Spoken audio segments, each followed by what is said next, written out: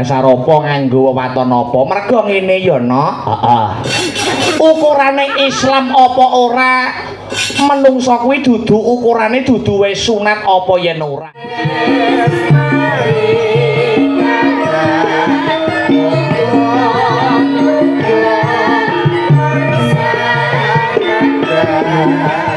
ana ing stadion Brebek no. Ngono man.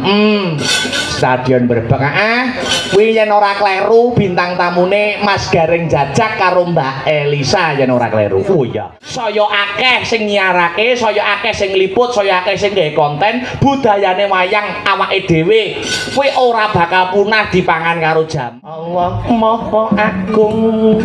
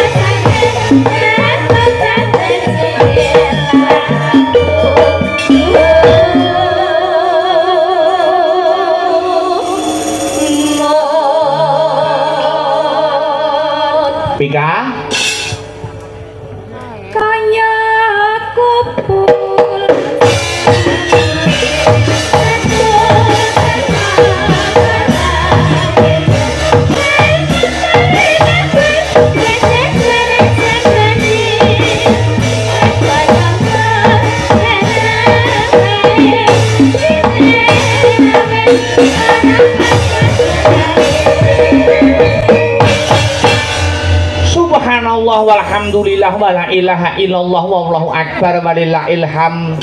Nduk anakku sing ayu-ayu dhewe limbuk. Ana dawuhmu apa yung nimbali marang aku anakmu limbuk? Leren sawetara ya ana. Heeh. Ngendhoni swasana kang kenceng. Heeh. Perkara lakon parikesit winisuda utawa parikesit dadi ratu, kena ditutuke sarampunge limbukan sing luwih wigati. Aku karo kowe bengi iki ngaturke apa to wigatine awake dhewe sowan tinimbalan. Ngono ya, Mak. Iya. Ning sing luwih baku maneh, Nok. Ora lali aku Kang Sarta kowe anakku limbuk. Bengi iki ayo tak gandeng tanganmu sing tengen bareng-bareng.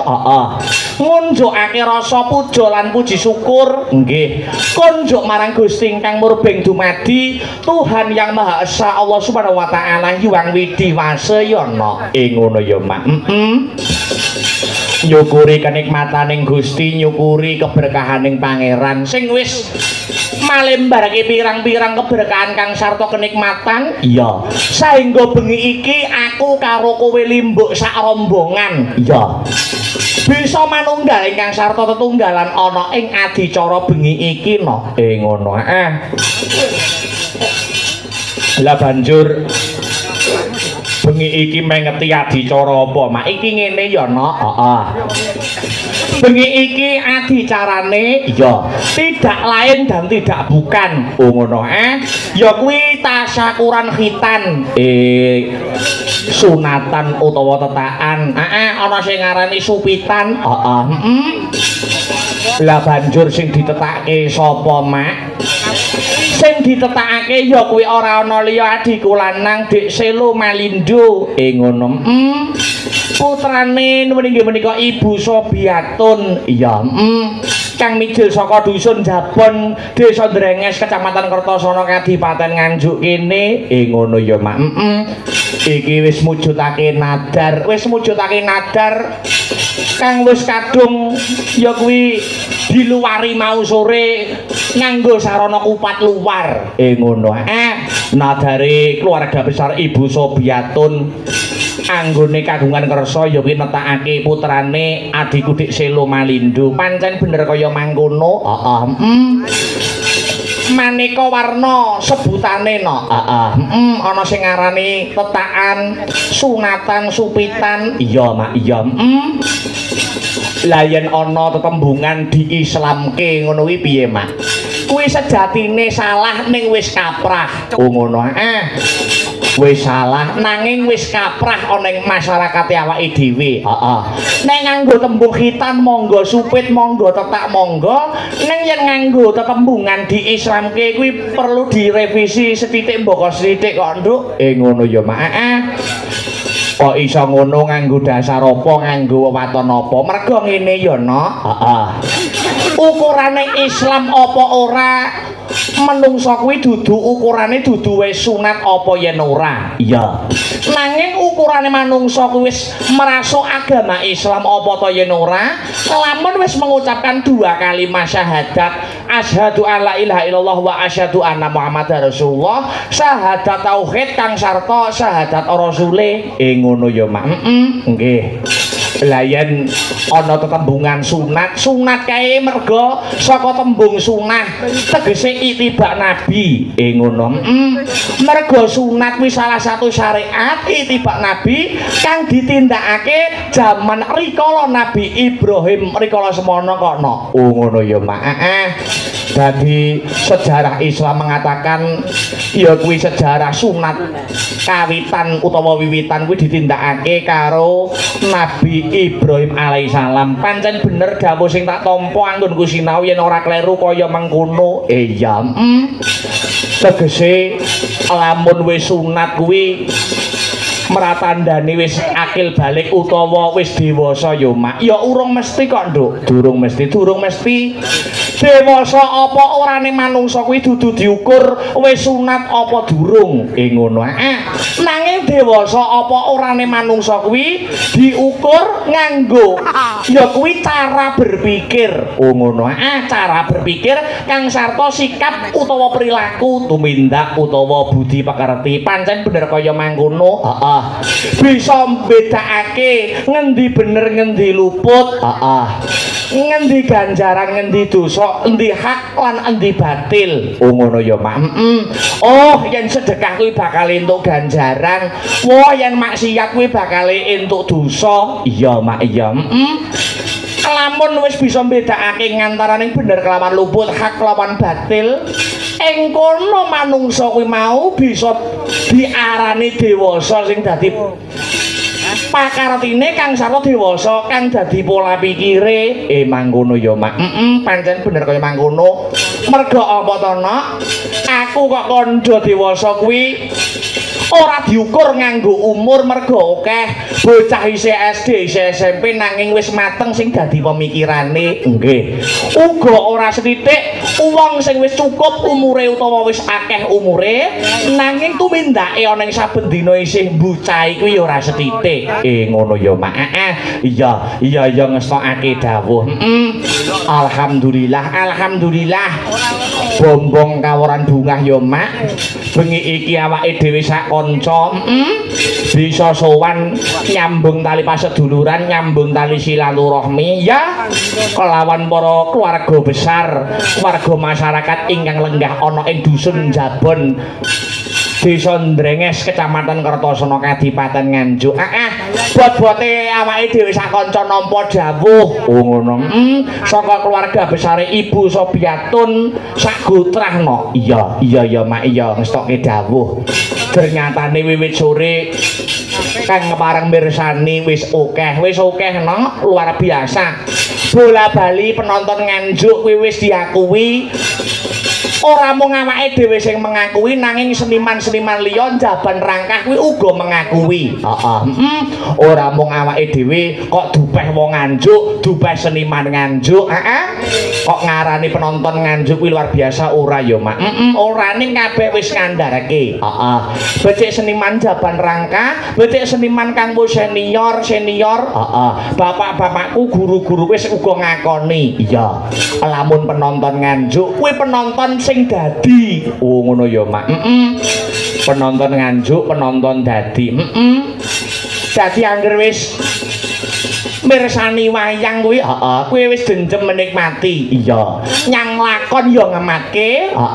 nyang hiburan ya mengapresiasi iya disuguhi apa-apa gelem disuguhi apa-apa gelem iya Mak iya ngestoke dawuh apa meneh awake dhewe senaku pelaku seni iya kuwi dadi dalang dalang ana ing era sekarang kuwi tuntutane luwih abot kok ngono ya Mak tuntutane seorang dalang zaman saiki kuwi luwih abot tinimbang biyen abote zaman saiki tinimbang biyen kuwi apa ya dengan perkembangan zaman dengan kemajuan zaman sing semakin canggih upamane piye Mak saiki setiap pagelaran wayang kuwi mesti ana sing ngliput ana sing live streaming becik channel YouTube dalange dhewe uga para YouTuber sing kepengin ya kuwi jupuk konten ya lah kuwi angele dalang angele pelaku seni ning kene kok iso angel aja ana ing era zaman saiki dalang pelaku seni ora mung dalang ning kabeh wae dagelan ya bintang tamu dan lain sebagainya dituntut berputar pikirane memutarkan pikirane memutarkan otak karep ben sing nonton sutresna budaya kuwi ora jelas ora bosen iya Mak iya ngestoke dawuh ya ing kene iki awake dhewe dituntut berkreasi berkreativitas anut laku ning jaman ya Mak pancen bener kaya mangkono ya wis awake dhewe So aku dadi dalang sing isih junior, dalang sing isih muda. Ibarate isih akeh kekurangane tinimbang keluyane ya berkarya sak mampune. Ngono ya, Mak. Sak gaduking nalar sakadaring lampah ya, Nok. Iya. Sing baku niate nawa itu usuline menghibur para warga masyarakat kang sarta menjalin tali silaturahmi utawa tali persaudaraan. Tembunge agama wis ngandharake piye, Mak? Sapa sing seneng nyambung tali silaturahmi jembarke tali persaudaraan fa insyaallah bakal dijembarke rezekine didawake sing dadi umure. Amin amin amin ya rabbal alamin. Sing baku ndedonga ya, Nok. Nggih, Mak. Ana ing pahargyan ya kuwi tasyakuran khitan kang wis kasembadan ditindakake bengi iki. Iya. Ya kuwi sing wis sembodo ditetakake adiku Dik Selo Malindo putrane Ibu Sobiatun ingkang mijil saka dusun Jabon Desa Ndrenges Kecamatan Kertosana juragane es krim no. Iya, kanca-kanca wiwit wis disugata nganggo es krim. Lah iya, ora peduli kuwi isih bocah isih enom apa wis tuwa kabeh do dahar es krim. Lah iya, dasare ya sing kagungan kersa juragan es krim. Iya, didongake ya, Nak. Muga-muga sak rampunge ya kuwi seluruh rangkaian adicara tetakan utawa sunatan supitan. Wabil khusus sak rampunge wayangan bengi iki. Iya, adiku lanang Dik Selo Malindo kang wis kasembadan den tetakake. Ing tembe mburine bisa dadi putra sing soleh. Iya, mbangun miturut marang apa sing dadi dawuh pangandikane wong tuwa. Dadi anak anu nganindita bisa mikul dhuwur mendem jero asmane wong tuwa lan ing tembe mburine bisa tercapai atas segala cita-citanya satemah bisa piguna tumrap nusa bangsa kelawan agama. Amin amin amin Allahumma amin. Allahumma amin. Jebul kae sing tak anti-anti wis teko mrene. Monggo.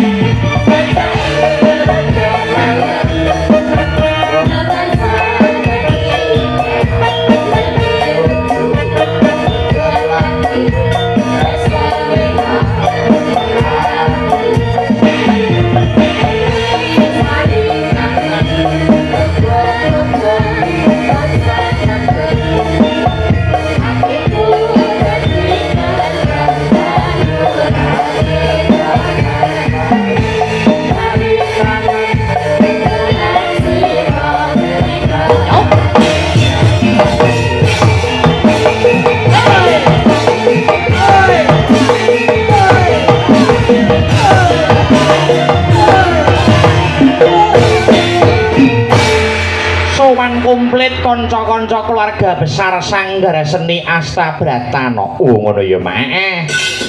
Ngemban dawuh inggih menika pepunden kula. Ya, nuwun inggih ingkang winengku kinurmatan Ibu Sobiatun ingkang pidalem ning Jabon kene. Iya, sowan komplit. Wayang gamelan kanca-kanca pengrawit lan waranggana kabeh padha sowan ana ngrasane Ibu Sobiatun. Nggih, matur nuwun, Mak. Iya.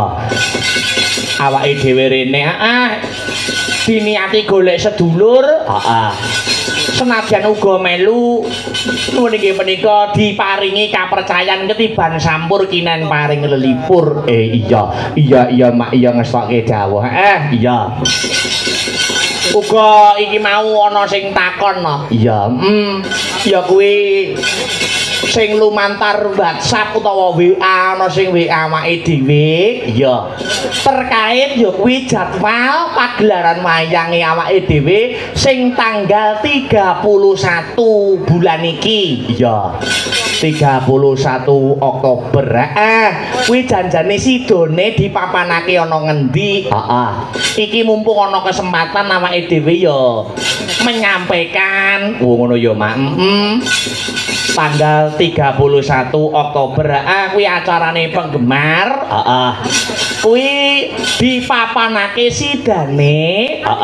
Kuwi dipapanake ana ing Stadion Brebek no. Ngono, Mak. Stadion Brebek. Kuwi yen ora kleru bintang tamune Mas Gareng Jajak karo Mbak Elisa yen ora kleru. Oh iya, iya ya Mak iya. Sidane ning stadion Brebek. Ora sida ning omahe awake dhewe ndak rupek gone no. Iya, nggo dodolan liwat turut sawah nggo ya. Nganti tekan tempat sampah malah ora enak abeh nggo ya. Ya, sidone ning stadion Brebek. Wong ternyatane kuwi ya adicarane para-para penggemar karepen dipapanake sing jembar, dipapanake nggo golek sing bawira, karepen kanca-kanca sedulur bakul anggone mengais rejeki ya gampang. Ngono ya, Mak. Ya, ya ngestoke dawuh. Bengi iki di live streaming. Ya kuwi lumantar Astabrata Media Kang Sarto akeh kanca-kanca YouTuber sing padha nyusul matur nuwun. Sing wis ya kuwi ikut andil kaya ngene iki ora mung mempromosikan awake dhewe sak kanca sanggar seni Astabrata ning uga termasuk upaya ngurip-urip budayane awake dhewe wabil khusus wayang kulit. Saya akeh sing nyiarake, saya akeh sing liput, saya akeh sing gawe konten budayane wayang awake dhewe kuwi ora bakal punah dipangan karo jaman mergo saya ngrembaka. Ngono ya, Mak. Iya ya ngestokake dawuh. Dadi wayang aja kuwatir, wayang kuwi aja kuwatir dipunah dimakan oleh jaman. Iya, sing baku awake dhewe duweni rasa rumangsa handarbeni. Iya, Mak.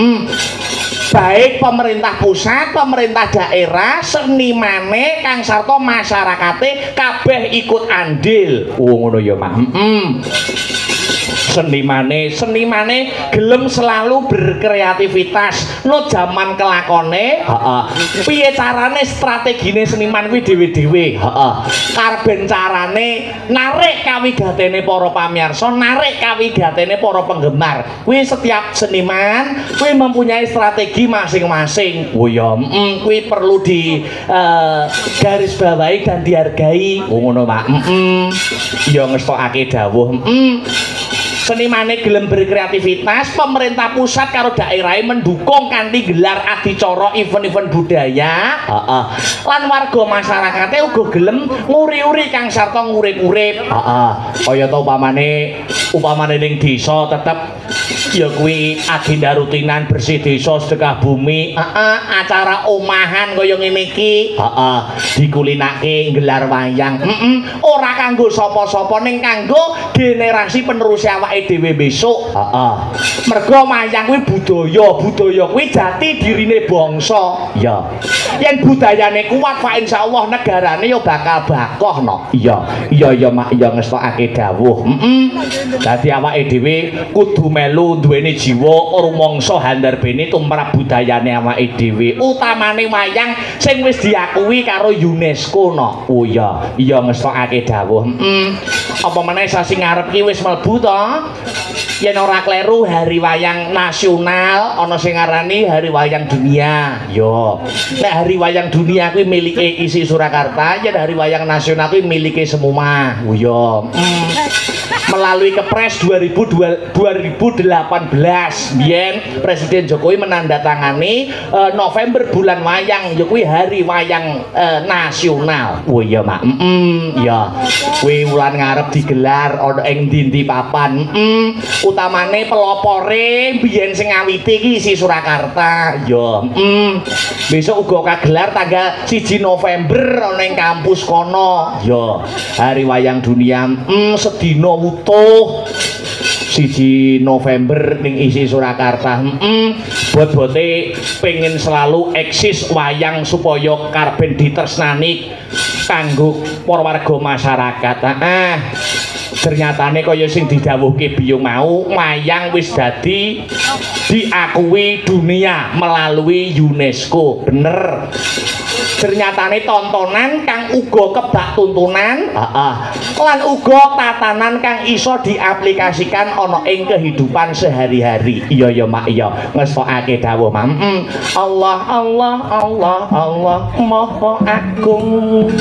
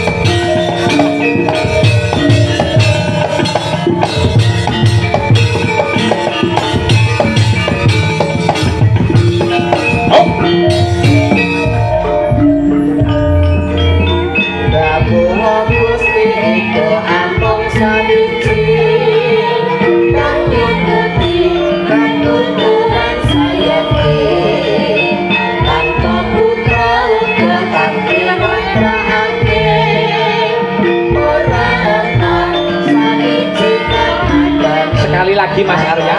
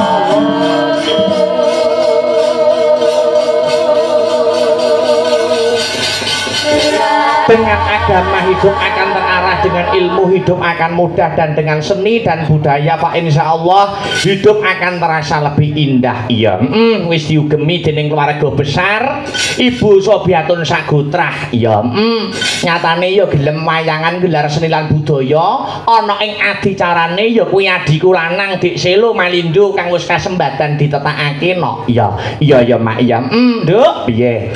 Iki sing dianti-anti kudu dadi